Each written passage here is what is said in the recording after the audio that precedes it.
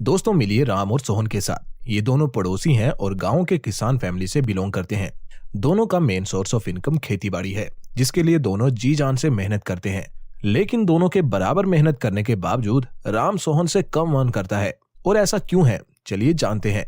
Actual में क्या होता कि राम की जब भी फसल निकला करती तो वो फसल बेच के उससे जो भी मुनाफा मिलता उसे वो घर के खर्चों में लगा देता और अगली फसल के लिए मेहनत करने लगता, बजाय कुछ भी सेव किए। जबकि सोहन ऐसा नहीं करता। वो फसल से मिले मुनाफे से कुछ पैसा सेव किया करता और उन सेव किए पैसों से जब भी उसे मौका मिलता तो वो जमीन खरीद लिया करता, जिसे वो और किसानों को फार्मिंग के लिए रेंट पे दे दिया करता, जिससे उसे उस जमीन पर बिना मेहनत किए भी इनकम आती रहती, जो करने से अब उसकी टोटल इनकम पहले से ज्यादा आने लगी।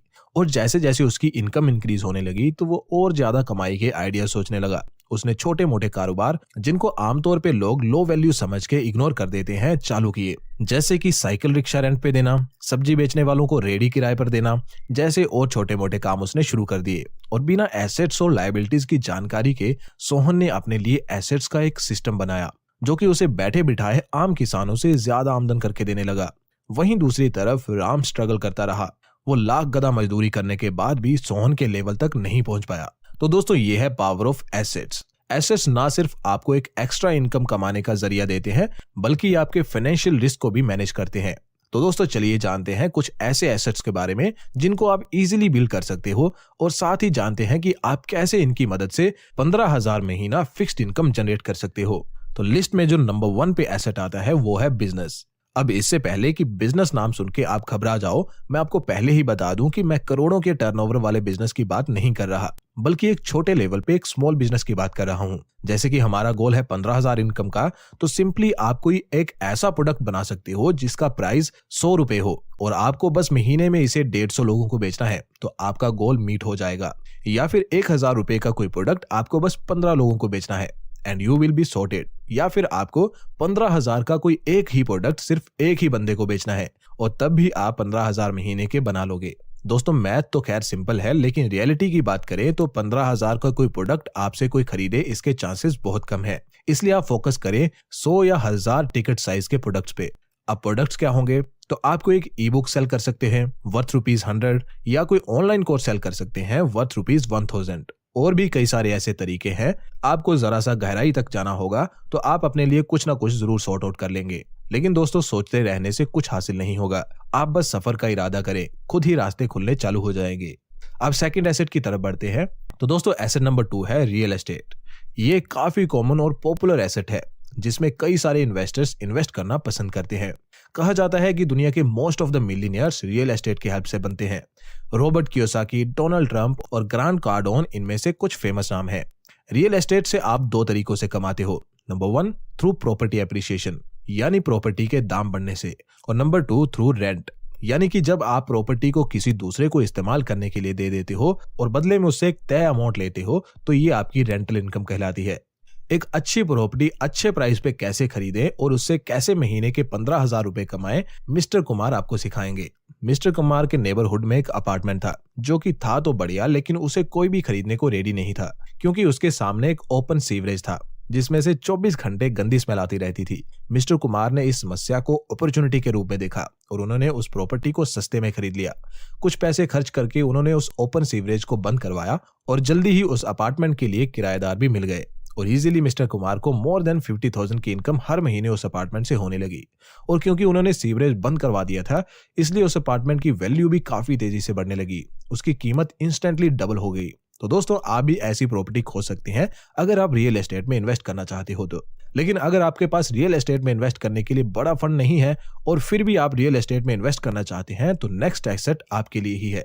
एंड दोस्तों एसेट नंबर 3 है रीट्स, या फिर रियल एस्टेट इन्वेस्टमेंट ट्रस्ट। रीट्स क्या होते हैं पहले जल्दी से समझ लेते हैं राहुल की मदद से। राहुल रियल एस्टेट में इन्वेस्ट करना चाहता था, लेकिन उसके पास इतने फंड्स नहीं थे कि वो किसी प्रॉपर्टी को अकेला खरीद पाता।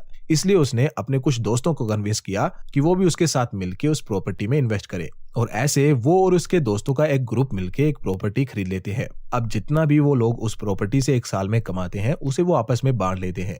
और दोस्तों ऐसे ही रीट्स भी वर्क करते हैं, जिसमें ग्रुप ऑफ इन्वेस्टर्स मिलके एक कंपनी को पैसे देते हैं ताकि वो कंपनी कोई अच्छी प्रॉपर्टी उनके बिहाफ पे खरीदे, उसको मैनेज करे, सब कुछ ऑपरेट करे और जो भी इनकम हो उसे इन्वेस्टर्स में रिस्पेक्टिवली बांट दे।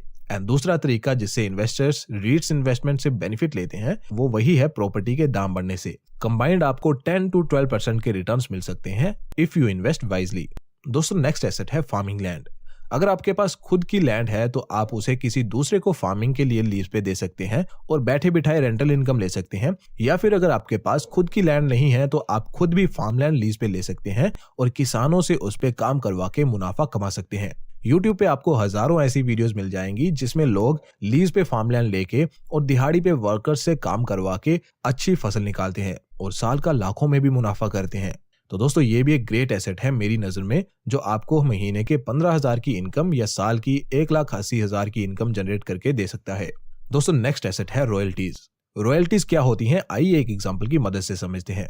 1819 में जन्मे एक अमेरिकन सिटीजन जिसका नाम था इलियास होवे एक दिन अपने फादर के साथ अपने फार्म में गया, जहां उसने अपने फादर के फ्रेंड्स को कहते सुना कि जो कोई भी एक प्रैक्टिकल सीविंग मशीन यानी कपड़े सिलने वाली मशीन इन्वेंट करेगा वो दुनिया का सबसे अमीर इंसान बनेगा। इलियास ने यह बात कुछ ज्यादा ही सीरियसली ले ली और उसने दुनिया की पहली सेविंग मशीन इन्वेंट कर डाली और उसे अपने नाम पे पेटेंट भी करवा लिया, लेकिन उसमें कुछ खामियों के चलते वो उतनी फेमस नहीं हो पाई। देन एंट्री हुई एक और इंसान की जिसका नाम था आइसाक सिंगर। आइसाक ने इलियास की सेविंग मशीन में कुछ इंपॉर्टेंट इंप्रूवमेंट्स किए और फाइनल प्रोडक्ट रेडी कर लिया और यही फर्स्ट सेविंग मशीन थी जो वर्ल्ड वाइड फेमस हुई। लेकिन 1854 में ये मैटर कोर्ट तक पहुंच गया और कोर्ट ने ऑर्डर पास कर दिया कि ये पेटेंट इलियास का है, इसलिए आइसाक को मशीन के हर बेचे गए पीस में से $25 की रॉयल्टी इलियास को देनी होगी, जिसने देन इलियास को वेल्दी पर्सन बना दिया। इवन इतना वेल्दी कि उनकी नेटवर्थ को अगर आज से कंपेयर किया जाए तो वो आज के 4th रिचेस्ट पर्सन होते। तो दोस्तों रॉयल्टीज इस तरह का मैजिक कर सकती हैं आपकी लाइफ में, और ऐसा नहीं कि आपको सेविंग मशीन या इस तरह की कोई धुआंधार इन्वेंशन करनी होगी पैसा बनाने के लिए।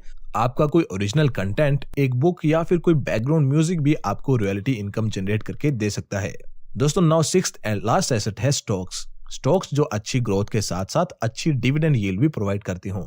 यहाँ वर्ड डिविडेंड यील्ड बहुत ही इंपॉर्टेंट है, बिकॉज इसी से आप पता कर पाओगे कि कोई कंपनी डिविडेंड के रूप में आपको कितना मुनाफा पहुंचा सकती है। आइए एक एग्जांपल के थ्रू समझते हैं। दोस्तों ये एक कंपनी है कोल इंडिया, और अगर आप इसकी डिविडेंड यील्ड चेक करें तो ये 8.69% की है। तो इसका मतलब ये हुआ कि ये कंपनी आपकी इन्वेस्टेड मनी पे 8.69% का डिविडेंड पे करेगी।